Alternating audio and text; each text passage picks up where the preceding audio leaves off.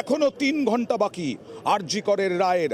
এই শিয়ালদা আদালতের বিচারক তিনি রায় ঘোষণা করবেন, আর 3 ঘন্টা বাকি। কিন্তু এখন পুরো পুলিশে ছয়লাভ দেখছেন কোর্ট চত্বর, এবং কোথাও কোনো নিরাপত্তার ঝুঁকি নিতে নারাজ পুলিশ।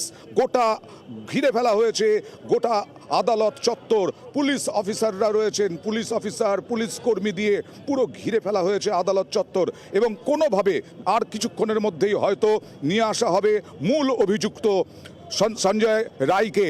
আমরা সরাসরি চলে যাব প্রতিনিধি সুদীপ্তর কাছে যাব প্রতিনিধি, কারণ আর কিছুক্ষণের মধ্যেই সঞ্জয় রায়কে নিয়ে আসা হবে এই আদালতে। সুদীপ্ত, সঞ্জয়কে কখন জেল থেকে বের করা হবে, কি জানা যাচ্ছে? সঞ্জয় কি করছে, রাতে ঘুম হয়েছে কিনা সঞ্জয়ের, কি জানা যাচ্ছে এখনো পর্যন্ত?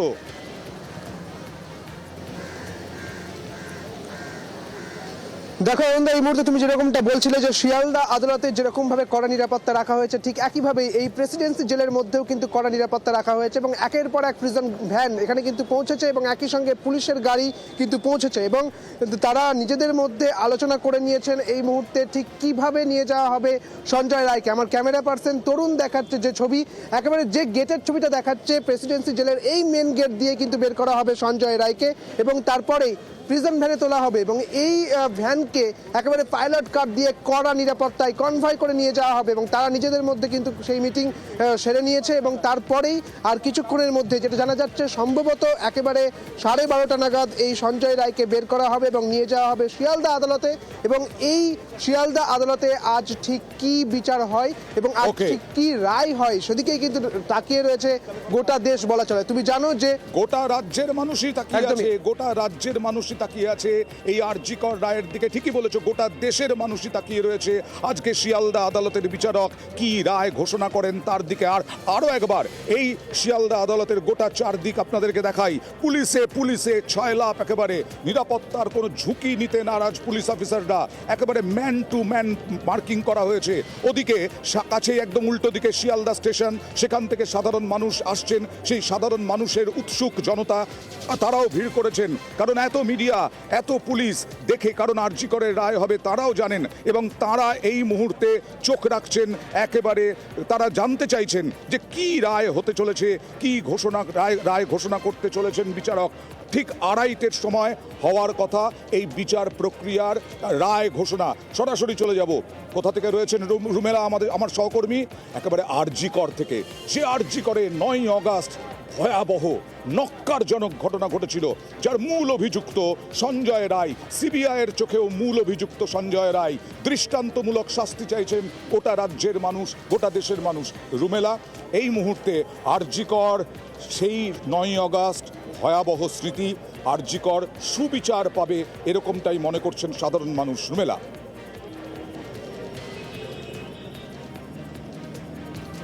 দেখো, আরজিকর হাসপাতাল সেই সময় যেভাবে স্তব্ধ হয়ে গিয়েছিল, আরজিকর হাসপাতাল আজ আর তা নয়। আরজিকর হাসপাতালে পরিষেবা স্বাভাবিক, ধীরে ধীরে সকলেই চিকিৎসা পরিষেবায় ফিরেছেন। এই যে ঘটনাক্রম আমরা দেখেছি, তার মধ্যে দিয়ে আরজিকর হাসপাতালে সবথেকে চর্চিত যে জায়গা ছিল, সেই জায়গাটার সামনেই আমি দাঁড়িয়ে রয়েছি। দেখো, জীবন কখনো থেমে থাকে না, সবটাই চলতে থাকে নিয়ম অনুযায়ী, কিন্তু আরজিকর হাসপাতালে ঠিক এই জায়গায় যেখানে তরুণী চিকিৎসকের একটা প্রতিমূর্তি রাখা হয়েছে, যেখানে রোজ কেউ না কেউ এসে ফুল দেন, রোজ কেউ না কেউ ধূপ জ্বালান, আজ তাদের কাছেও কিন্তু একটা চেয়ে থাকার দিন। আজ কি রায় ঘোষণা করবে আদালত, সেদিকেই তারা চেয়ে রয়েছেন। 8ই অগস্ট 2024 শেষ যখন সেই তরুণী চিকিৎসক এই আরজিকর মেডিকেল কলেজ হাসপাতালে আসেন, তার রাতের ডিউটিতে তিনি ছিলেন, আর তখনই তার সঙ্গে ঘটে যাওয়া সেই ভয়ঙ্কর ঘটনা, যা সত্যি ভাবলে শিউরে উঠতে হয়। সেই ঘটনা আমাকে, সেই ঘটনা তোমাকে, সেই ঘটনা প্রত্যেককে নাড়িয়ে দিয়েছিল। আজ আমাদেরও তাকিয়ে থাকা সেদিকেই যে শিয়ালদা আদালতের বিচারক অনির্বাণ দাস আজ কি রায় দেবেন। দেখো অয়ন, এর মধ্যেই জয়নগরের ঘটনাটাও তো ঘটেছে, এর মধ্যেই আমরা দেখেছি গুড়াপের ঘটনার গতকাল সাজা ঘোষণা হয়েছে, তার আগেও আমরা দেখেছি ফারাক্কার ঘটনা। দেখো, এই ঘটনায় যে সর্বোচ্চ শাস্তির দাবি তোলা হয়েছিল, সর্বোচ্চ সাজা ঘোষণা হয়েছে, চার্জ গঠন হয়েছে খুব দ্রুত, এবং কোথাও গিয়ে অয়ন এটা কিন্তু বলতেই হয় যে 5 দিনে রাজ্য পুলিশ যাকে অভিযুক্ত হিসেবে সামনে এনেছিল সঞ্জয় রায়, সিবিআই এই 5 মাসের তদন্তে সেই সঞ্জয় রায়কে মূল অভিযুক্ত ঘোষণা করলো। আমরা কলকাতা পুলিশের পুলিশের 5 দিনের তদন্তে যা দেখেছিলাম সেখানেই একেবারে। দেখলাম সিবিআই যেন সাম আপ করে সেই একই জায়গায় এলো। এবারে সঞ্জয় রায় তাকে কি সাজা দেওয়া হয় সেদিকে অবশ্যই আমাদের নজর থাকবে, তার কারণ এই ঘটনা এমন একটা ছবি আমাদের সামনে এনে দিয়েছে যেখানে নারী নিরাপত্তা তা নিয়ে মানুষ রাস্তায় নেমেছেন, আন্দোলন করেছেন, কিন্তু সবাই এক দাবি করেছেন যে দোষীর যেন উপযুক্ত শাস্তি হয়। সেই উপযুক্ত শাস্তির দিকে আজ আমাদের সকলের নজর। অয়ন, একদম একদম একবারে সবাই চাইছেন আরজিকর বিচার পাবে, সবাই আশা করছেন আরজিকর বিচার পাবে, কারণ এই মুহূর্তে আরও একবার বলি আরজিকরের রায় নিয়ে গোটা শিয়ালদা কোর্ট চত্বর পুলিশে পুলিশে ছয়লাভ। আপনারা দেখতে পাচ্ছেন উৎসুক মানুষও রয়েছেন, তারা চাইছেন, সাধারণ মানুষ যারা ওখানে রয়েছেন তারাও বোধহয় কোনো না কোনো দিন রাস্তায় নেমেছিলেন সুবিচারের দাবিতে। আজকে বিচারক অনির্বাণ দাস কি বিচার দেন, আজকে বিচারক অনির্বাণ দাস রায় ঘোষণা কি করেন সেদিকেই মানুষ তাকিয়ে। কিন্তু একটু আপনাদের স্মৃতি উস্কে দিই, এই নিউজ 18 বাংলায় যারা এই মুহূর্তে চোখ রেখেছেন তাদের অনেকেই রাস্তায় নেমেছেন, রাত জেগেছেন, রাত দখল করেছেন। তাদের কাছে একবার স্মৃতি উস্কে দেওয়ার জন্য চলে যাব অমিতের কাছে, আর রৌনকের কাছে যাব। আবার রৌনক শিয়ালদা কোর্ট চত্বরে তৎপরতাটা দেখাবে। অমিত, 9ই অগাস্ট, তারপরে 14ই অগাস্ট কি হলো, পুলিশের গ্রেফতারি, তারপরে সিবিআই তদন্ত, সেই সিবিআইয়ের চোখেও সঞ্জয় রায় মূল অভিযুক্ত এবং সিবিআইও ফাঁসি চেয়েছে।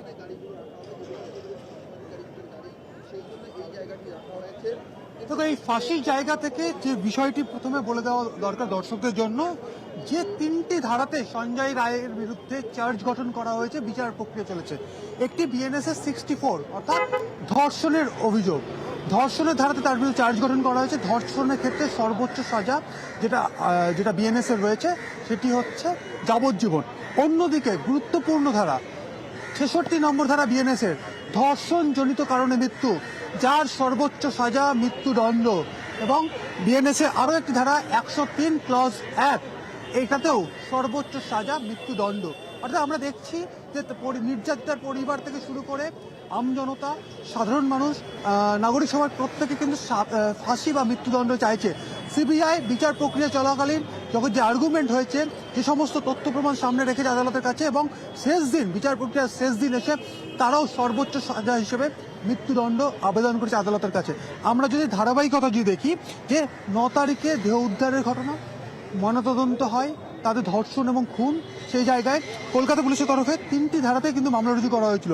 ধর্ষণ, ধর্ষণজনিত কারণে মৃত্যু এবং খুন, 3টি ধারাতে মামলা রুজু করা হয়। 13 তারিখে কলকাতা হাইকোর্টের নির্দেশে তদন্তভার সিবিআইয়ের হাতে যায়। সিবিআই 13ই অগস্ট রাতেই এফআইআর করে এবং 14 তারিখ সকালে সঞ্জয় রায়কে কলকাতা পুলিশ সিবিআই হাতে তুলে দেয়। 14 তারিখে সিবিআই টিম পৌঁছে যায় আরজিকর, যেখানে ঘটনা ঘটেছে সেখানে। তারপর থেকে আমরা দেখলাম যে তদন্ত এগিয়ে নিয়ে গেছে সিবিআই, এবং অক্টোবর মাসের 7 তারিখ 58 দিনের মাথায় সিবিআই এসে সঞ্জয় রায়কে অভিযুক্ত করে আদালতে চার্জশিট জমা দিলেন। 4 নভেম্বর চার্জ গঠন করা হলো। 11 নভেম্বর থেকে শুরু হয়েছিল বিচার প্রক্রিয়া। এই বিচার প্রক্রিয়া চলাকালীন সিবিআইয়ের তরফে 51 জন সাক্ষীকে আদালতের সামনে আনা হয়েছিল সাক্ষ্য গ্রহণের জন্য বা সাক্ষ্যদানের জন্য, যারা সঞ্জয়ের বিরুদ্ধে সাক্ষী দিয়েছে। এবং 9 জানুয়ারি আদালত জানিয়ে দেয় বিচার প্রক্রিয়া শেষ। আজকে বেলা 2:30 নাগাদ রায়দান করা হবে মামলায়। এবং সবারই কিন্তু আমরা দেখেছি নির্যাতিতার আইনজীবীরা, নির্যাতিতার পরিবারের আইনজীবীরা বেলা 2:30 নাগাদ রায়দান, আর সেই নিয়ে এখন একেবারে বলা যায় পুলিশের ঘেরা টোপে শিয়ালদা আদালত চত্বর। তুমিও রয়েছো শিয়ালদা আদালত চত্বরে। আর 12:30, 1 ঘন্টারও কম সময়, মনে করা হচ্ছে 12:30টার সময় প্রেসিডেন্সি জেল থেকে বের করা হবে মূল অভিযুক্ত সঞ্জয় রায়কে। নক্কারজনক নৃশংস ঘটনার সুবিচার চাইছেন সবাই। সরাসরি চলে যাব রৌনকের কাছে, আরেক প্রতিনিধি। রৌনক, তুমি শিয়ালদা কোর্ট চত্বরে রয়েছো, কোন দিকটায় রয়েছো, কি পরিস্থিতি এই মুহূর্তে, তৎপরতা, পুলিশের তৎপরতা কিরকম?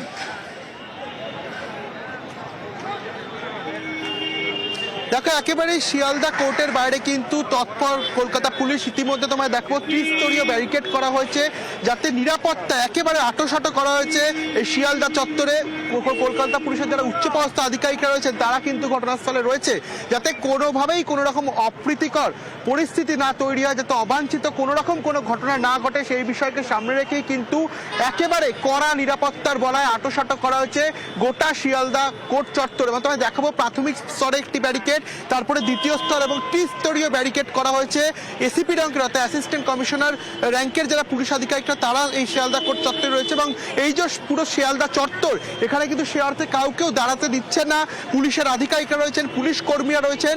এর আগেও দেখা গেছিল যে সঞ্জয় রায় যখন কোর্টের ভেতরে প্রবেশ করেছিল বেশ কিছুবার, তখন একটা অপ্রীতিকর পরিস্থিতি তৈরি হয়েছিল। আজকের দিনে দাঁড়িয়ে যাতে কোনো রকম অপ্রীতিকর পরিস্থিতি তৈরি না হয়, অবাঞ্ছিত যাতে কোনো রকম ঘটনা না ঘটে সেই বিষয়কে সামনে রেখে প্রচুর পুলিশ বাহিনী ইতিমধ্যে মোতায়েন করা হয়েছে। উচ্চপদস্থ আধিকারিকরা নিজেদের তত্ত্বাবধানে এই জায়গাটিতে একেবারে নিরাপত্তা বলায় আঁটোসাঁটো। জেল সূত্রে যে 12:30 নাগাদ হয়তো প্রেসিডেন্সি জেল থেকে বের করা হবে সঞ্জয় রায়কে, তারপরে প্রিজন ভ্যানে করে নিয়ে আসা হবে শিয়ালদা কোর্ট চত্বরে। তোমার কাছে কি খবর রয়েছে?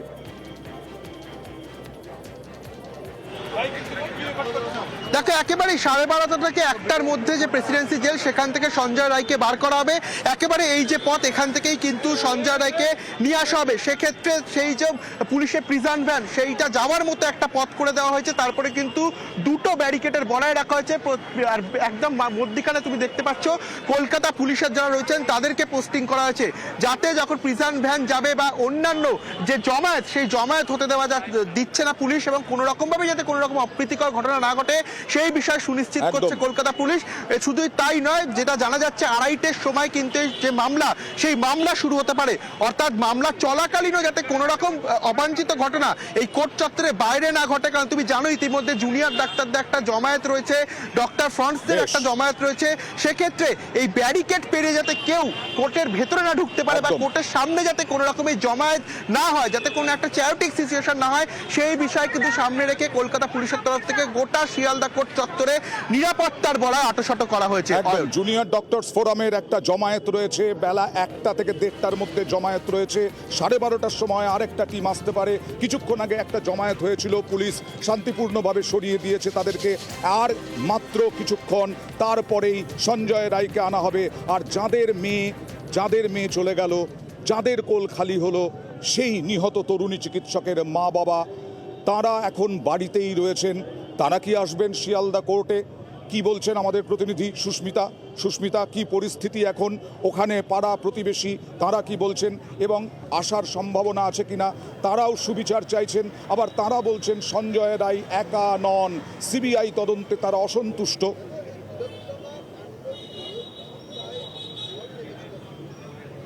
দেখো, সিবিআই তদন্তে তারা একেবারে দৃঢ়ভাবে অসন্তুষ্ট সেটা বলাই যায়। তার কারণ যে নির্যাতিতার বাবা মা রয়েছে তারা প্রথমেই যে কথা বলছেন যে সিবিআই যে কাজ 5 মাসে করলো কলকাতা পুলিশ সে কাজ 5 দিনে করেছিল। সিবিআই এর তদন্তে যে দীর্ঘসূত্রিতা সেই দীর্ঘসূত্রিতা নিয়ে তারা আজ আবারও একবার বলা যায় যে তাদের যে ক্ষোভ সেই ক্ষোভ উগড়ে দিলেন এবং বেলা 12:30 নাগাদ তারা তাদের যে বাড়ি একেবারে বাসস্থান সেই বাসস্থান থেকে বেরোবেন শিয়ালদা কোর্টের উদ্দেশ্যে এবং তার পরিবারের 4 সদস্য নির্যাতিতা তারা আজ পৌঁছে যাবেন শিয়ালদা আদালতে। দীর্ঘ 162 দিনের লড়াই তাদের এবং তার বিচারের প্রথম ধাপ এটি এমনটাই তারা মনে করছেন। যদিও কলকাতা পুলিশের যে কাজ তারা 5 দিনে করেছিল, সিবিআই দীর্ঘ 5 মাস ধরে শুধুমাত্র সঞ্জয় রায় যাকে অভিযুক্ত বলে প্রথম কলকাতা পুলিশের তরফ থেকে গ্রেফতার করা হয় তাকেই সিবিআই এখনো পর্যন্ত তার বিরুদ্ধে চার্জশিট জমা করতে পেরেছে।